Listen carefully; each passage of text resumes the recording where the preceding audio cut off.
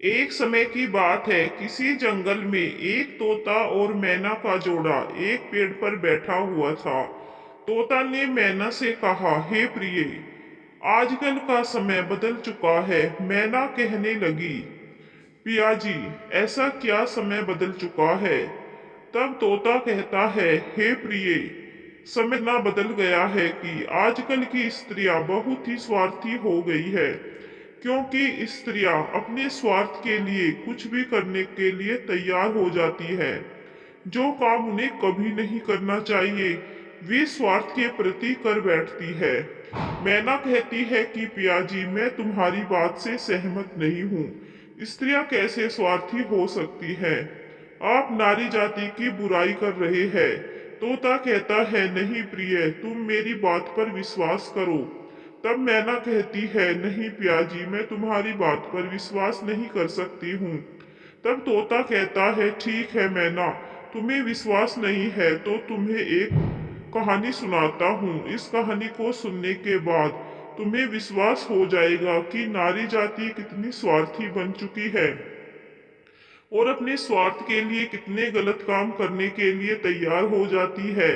मैना कहती है, ठीक है प्याजी, पहले आप वह कहानी सुनाइए और सिद्ध करके बताइए कि नारी जाति स्वार्थी है या नहीं।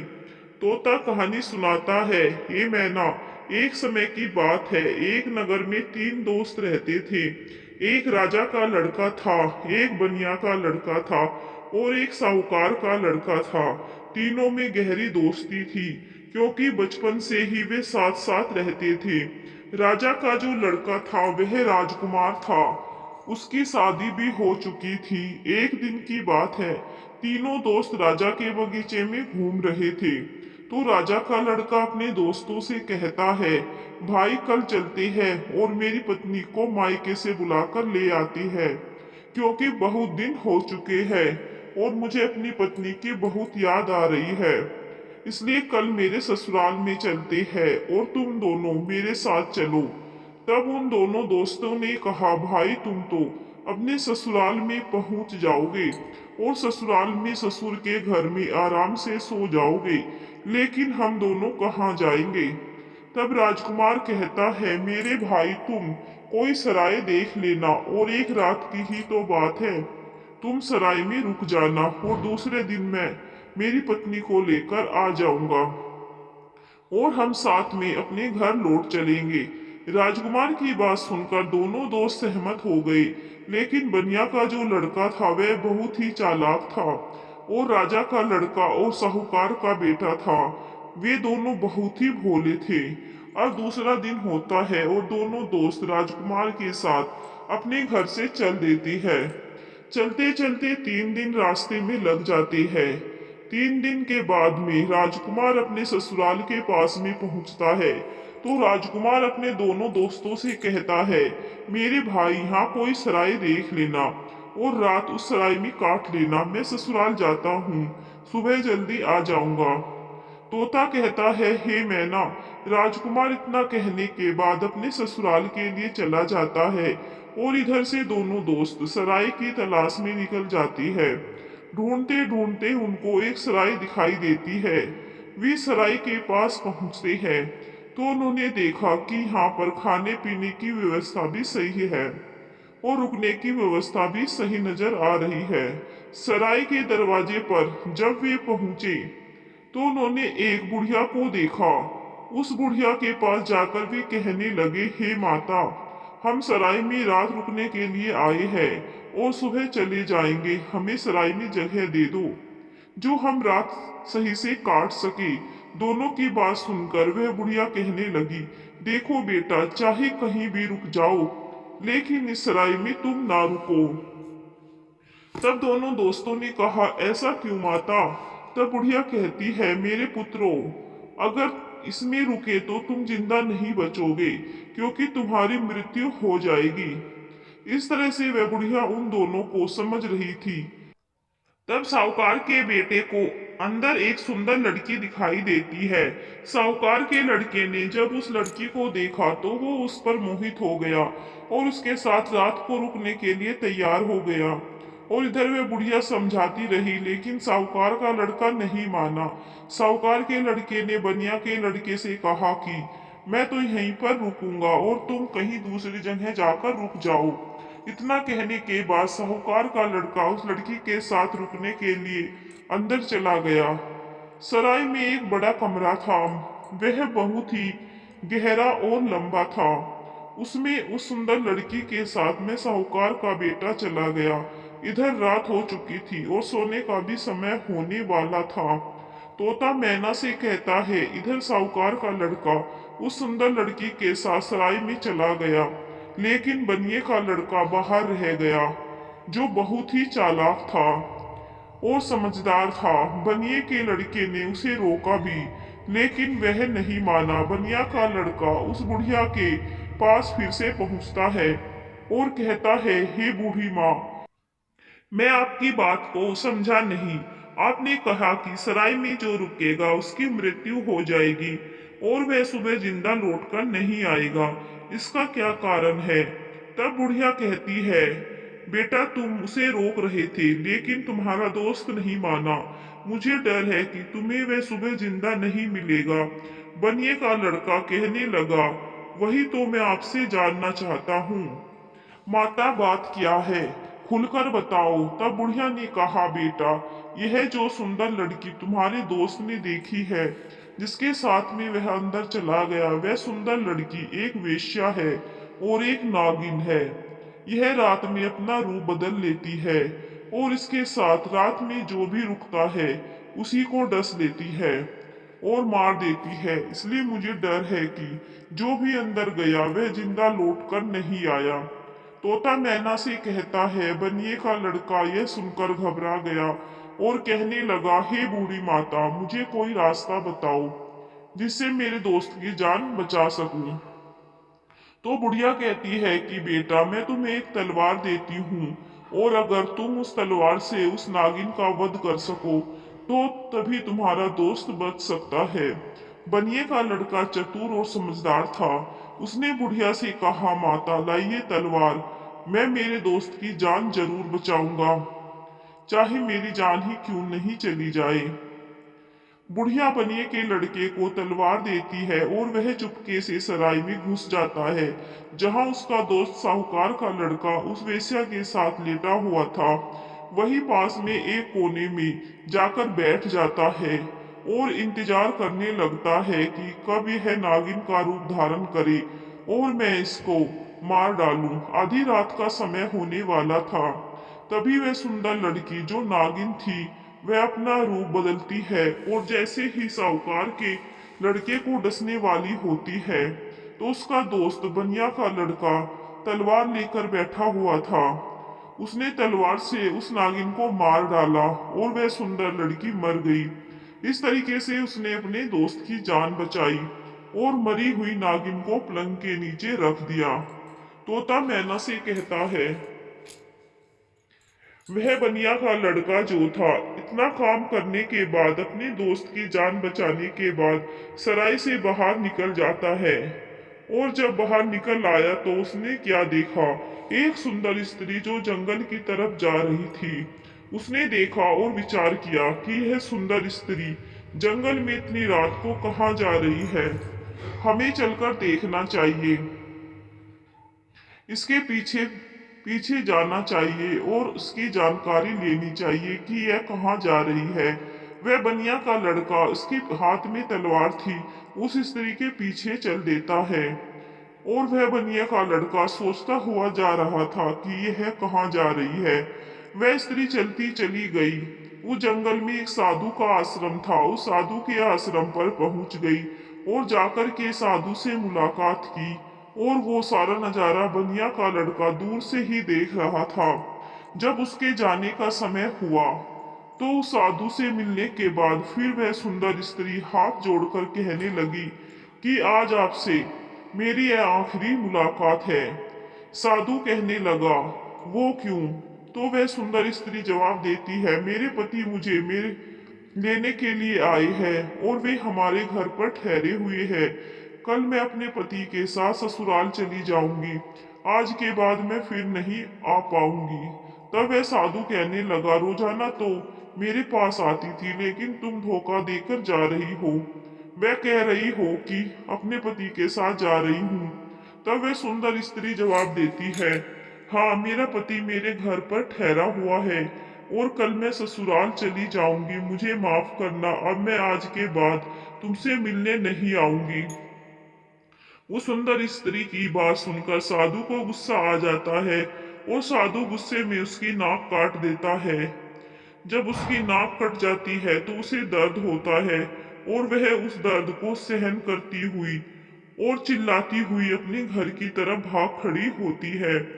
और इधर वह बनिए का लड़का सारी बातें सुन रहा था और यह नजारा देख रहा था। उस बनिए के लड़के को बहुत गुस्सा आ गया। उसने गुस्से में साधु को मार दिया और उसको मार करके तुरंत चल देता है और आगे चल करके एक मंदिर था, उस मंदिर में जाकर छुपकर बैठ गया।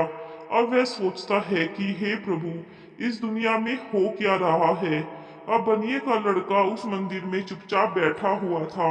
वहां पर कुछ चोर आते हैं और चोर मंदिर के बाहर से हाथ जोड़ करके कहती है, हे देवी माँ, हम चोरी करने के लिए जा रहे हैं और हमारी यह चोरी आसानी से हो जाए और हम पकड़े न जाए तो कल हम तुम्हारे पास राजा की लड़की को लाएंगे और उसकी बलि चढ़ाएंगे। इतना कहने के बाद चोर चोरी करने के लिए चले जाते हैं और जो अंदर बनिया का लड़का बैठा था, उसने जब चोरों की बात सुनी तो उसके पैरों तले जमीन खिसक गई और वह कहता है, यहाँ भी एक हत्या होने वाली है। हे प्रभु, ये क्या हो रहा है। वो बनिया का लड़का विचार करता है, चाहे कुछ भी हो जाए, लेकिन मैं राजा की लड़की की हत्या नहीं होने दूंगा। यह सोचकर वह मंदिर में बैठा रहा। इधर वो स्त्री जिसकी नाक साधु ने काटी थी, वह अपने घर पहुंची और रोना धोना बंद किया। बाकी पीड़ा तो सता रही थी। उसने विचार किया कि सुबह अगर मुझे देखेंगे तो पता नहीं मेरे बारे में क्या क्या कहेंगे। मुझे शर्म से अपना नीचे सर झुकाना पड़ेगा, क्योंकि ना मैं मेरे पति को फंसा दूं और मैं लोगों को यूं कह दूंगी कि मेरे पति ने मेरी नाक काट ली। और वही हुआ। सुबह होने वाली थी और जैसे ही सवेरा हुआ तो वह जोर जोर से चिल्लाने लगी और कहने लगी कि देखो देखो, मेरे पति ने मेरी नाक काट दी। अब घर वाले एकदम से भाग कर आते हैं और उसके पति को बंदी बना लेते हैं। जो राजकुमार था उसको पकड़ लेते हैं और पकड़कर राजा के सामने पेश करते हैं। राजा सारा वृतांत जानकर उसे जेल में डाल देता है। तब तोता मैना से कहता है, हे मैना, अब आगे सुनो क्या हुआ। इधर पूरा दिन व्यतीत हो गया। उसका दोस्त भी जो बनिया था, उसने पूरा दिन जैसे तैसे काट लिया। जब रात हो गई तो उस मंदिर में जाकर छुपकर बैठ गया, क्योंकि उसे मालूम था कि चोर राजा की लड़की को पकड़कर जरूर लाएंगे और उसे मारेंगे, लेकिन मैं उसे नहीं मरने दूंगा। जब रात हो गई तो मंदिर में जाकर तलवार लेकर छुपकर बैठ गया और इधर जब आधी रात हुई तो चोर राजा की लड़की को पकड़कर लाती है और मंदिर के बाहर बैठ जाती है और कहती है, देवी माँ ने हमारी बात सुन ली है, कितनी बढ़िया चोरी हो गई, पकड़े भी नहीं गए और हम धनवान भी बन जाएंगे, क्योंकि हमने बहुत माल लूटा है।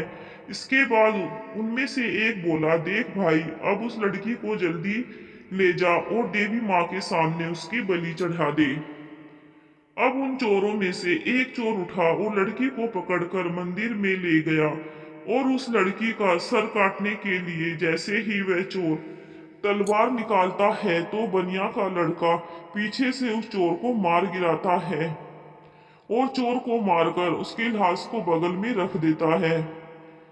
उधर उन चोरों में से एक चोर कहता है, देखो भाई, वो हमारा एक साथी गया जो लौटकर नहीं आया। दूसरे ने कहा, अरे तू जा और देखकर आ उसने बलि चढ़ाई या नहीं चढ़ाई।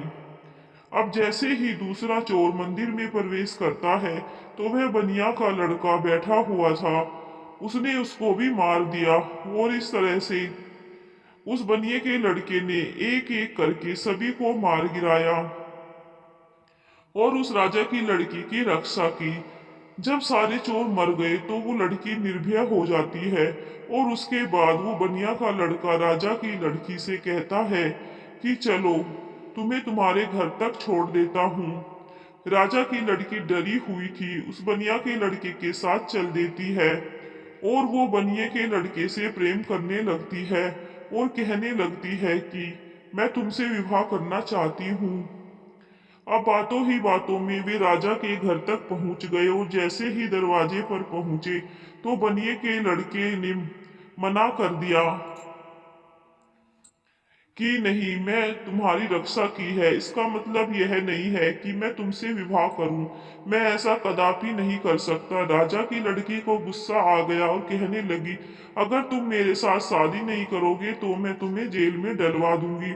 बनिया का लड़का कहने लगा, जैसी तुम्हारी इच्छा, लेकिन मैं शादी नहीं करूंगा। तभी राजा की लड़की दरवाजे पर चिल्लाती है और कहती है, बचाओ, यह मुझको पकड़कर ले जाना चाहता है। राजा की लड़की को चिल्लाते हुए राजा के सैनिकों ने देखा तो सैनिकों ने भागकर उस बनिए के लड़के को पकड़ लिया और राजा के सामने पेश कर दिया और कहा कि राजा साहब, ये तुम्हारी लड़की की इज्जत लूटना चाहता था, यह आपकी लड़की को पकड़कर ले जाना चाहता था। यह सुनने के बाद राजा को गुस्सा आया और बनिए के लड़के को जेल में डाल दिया, जहां उसके दोनों दोस्त भी मौजूद थे। वे दोस्त भी उसे मिल गए। साहूकार की लड़की को सराय वालों ने पकड़वा दिया क्योंकि उसने उस वेश्या को मार डाला था, इसलिए वह भी वहां मौजूद था। अब तीनों दोस्त जेल में मिल जाती है और एक दूसरे के साथ बैठ जाती है। अगला दिन हुआ और राजा दरबार में तीनों को बुलाता है। उन्हें सजा सुनाने के लिए दरबार लगा हुआ था। राजा ने जो साहूकार का लड़का था जिसने वेश्या को मार दिया था, उसको अपने पास में बुलाया और कहा, तेरा नाम क्या है, कहाँ का रहने वाला है। तब वह लड़का कहने लगा, मैं साहूकार का बेटा हूँ। राजा ने कहा, तूने वेश्या को क्यों मारा। अब उस साहूकार के लड़के को पता ही नहीं था वो राजा को क्या बताता, क्योंकि उस वेश्या को साहूकार के लड़के ने नहीं मारा। राजा ने फिर पूछा, चुपचाप क्यों खड़ा है, बता तूने उस वेश्या को क्यों मारा।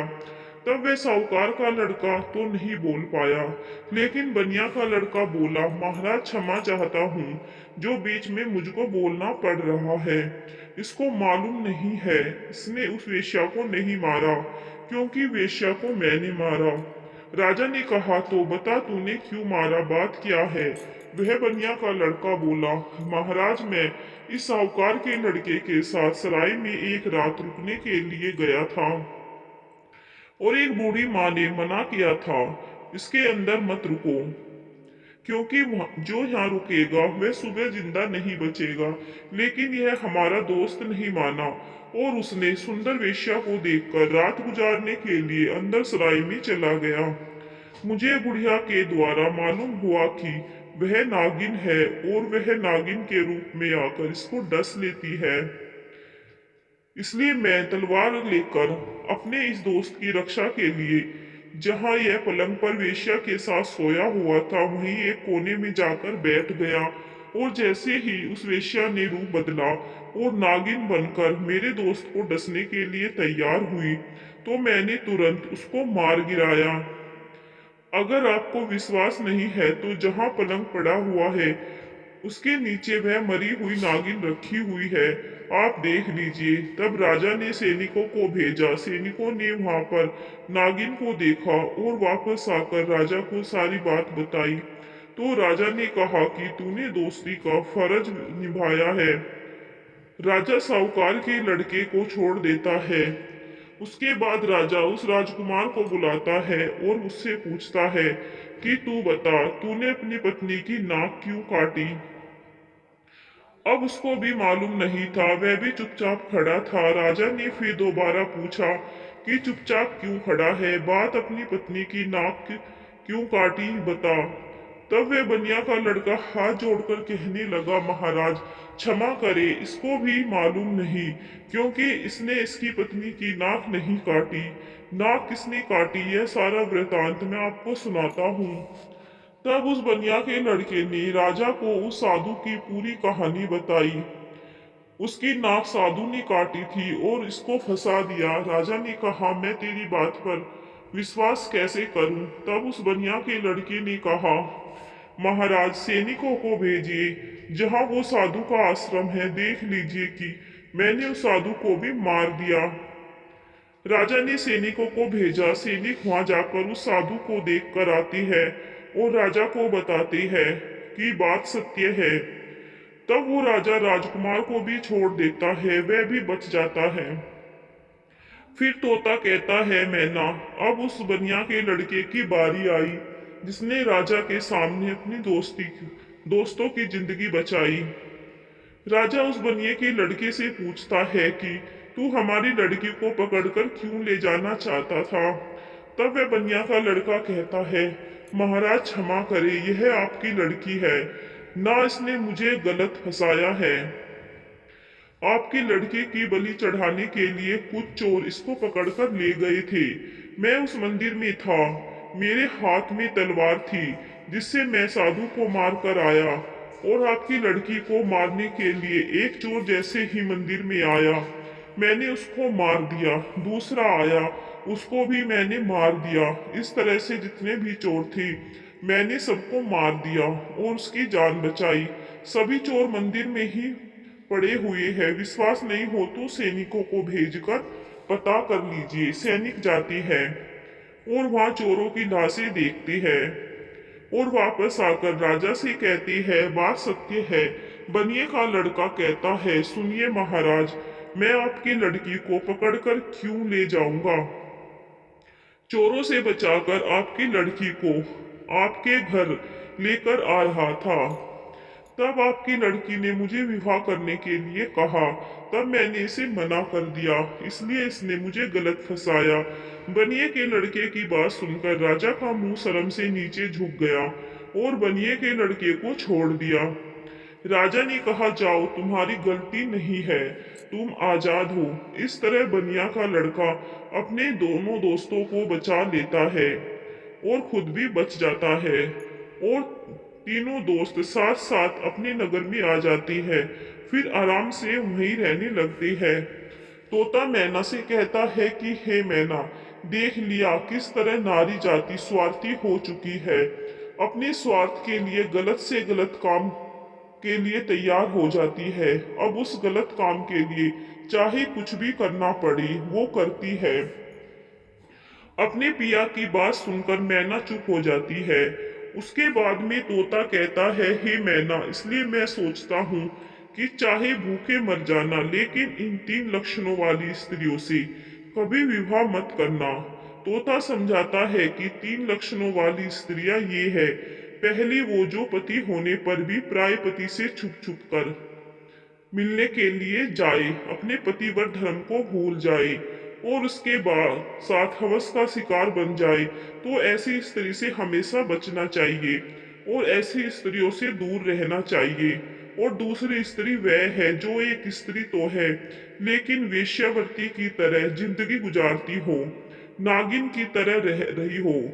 उसे अपनी हवस के लिए चाहे अपने पति का ही कत्ल क्यों ना करना पड़े, लेकिन वह कर बैठती है और नागिन की तरह अपने पति को डसकर मार डालती है। ऐसी वेश्यावृत्ति वाली स्त्रियों से दूर रहना चाहिए। और तीसरी स्त्री वह है जिसकी जान अगर कोई बचाए और जो मरने के लिए जा रही हो, और अगर उसकी कोई जान बचा ले और ऐसे में मददगार को ही झूठा फंसा दे और उस मददगार से ही विवाह की इच्छा रखे और उससे ही दुर्व्यवहार करने की इच्छा रखे और फिर उसको झूठा फंसा करके उसको मरवा डाले।